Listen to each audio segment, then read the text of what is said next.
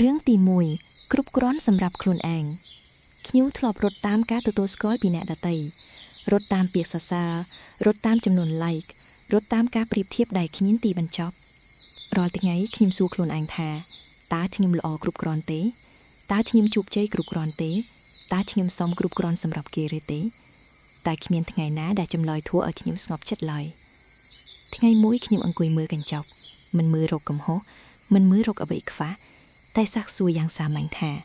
បើគ្មាននរណាអបអរខ្ញុំនៅតែមានតម្លៃទេហើយខ្ញុំចាប់ផ្ដើមយល់ថាតម្លៃរបស់មនុស្សមិនបានកើតពីសម្លេងក្រៅតែកើតពីការយល់ព្រមពីខ្លួនឯងខ្ញុំមិនល្អបំផុតមិនពូកែជាងគេមិនលេចធ្លោជាងអ្នកណាតែខ្ញុំកំពុងព្យាយាមនឹងនោះគឺគ្រប់គ្រាន់ថ្ងៃនោះខ្ញុំឈប់ប្រៀបធៀបឈប់រត់ហើយចាប់ផ្ដើមដើរយឺតៗជាមួយខ្លួនឯងខ្លំឃ្លាអ្នកមិនត្រូវល្អជាងគេដើម្បីមានតម្លៃអ្នកគ្រាន់តែត្រូវល្អគ្រប់គ្រាន់សម្រាប់ខ្លួនឯងរឿងទី2គ្រប់គ្រាន់មិនមែនមានច្រើនគេនិយាយថា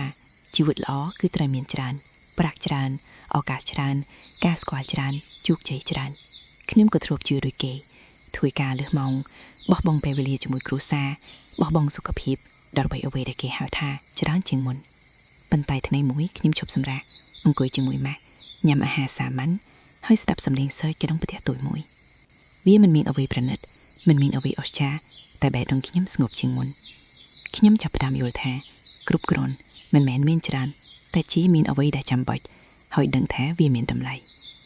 ប្រាក់អាចទិញអ្វីបានតែវាមិនអាចទិញពេលវេលាដែលបានកន្លងទៅវិញបានទេ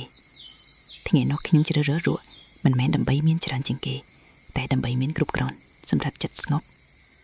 រត់សម្រាប់គ្រប់គ្រាន់គឺពេលដែលបេះដូងនិយាយថានេះហើយជីវិតដែលខ្ញុំអាចទទួលយកបានរឿងទី3ខ្ញុំគ្រប់គ្រាន់ទោះមិនពេញលេងខ្ញុំធ្លាប់គិតថាខ្ញុំត្រូវពេញលេងមុននឹងសមនឹងសុបិនមុននឹងសមនឹងស្នេហាមុននឹងសមនឹងភាពជោគជ័យខ្ញុំរងចាំឲ្យខ្លួនឯងល្អជាងនេះរងចាំឲ្យមានអ្វីគ្រប់យ៉ាងមុននឹងហ៊ានចាប់ផ្ដើមតែពេលវេលាមិនរងចាំខ្ញុំឡើយថ្ងៃមួយខ្ញុំសម្រេចថាខ្ញុំនឹងចាប់ផ្ដើមទោះមិនទាន់ពេញលេងទោះនៅមានកំហុសទោះនៅមានភាពខ្សោយព្រោះការមិនពេញលេងមិនមែនជាអំពើបរាជ័យវាគ្រាន់តែជាផ្នែកមួយការធំឡើង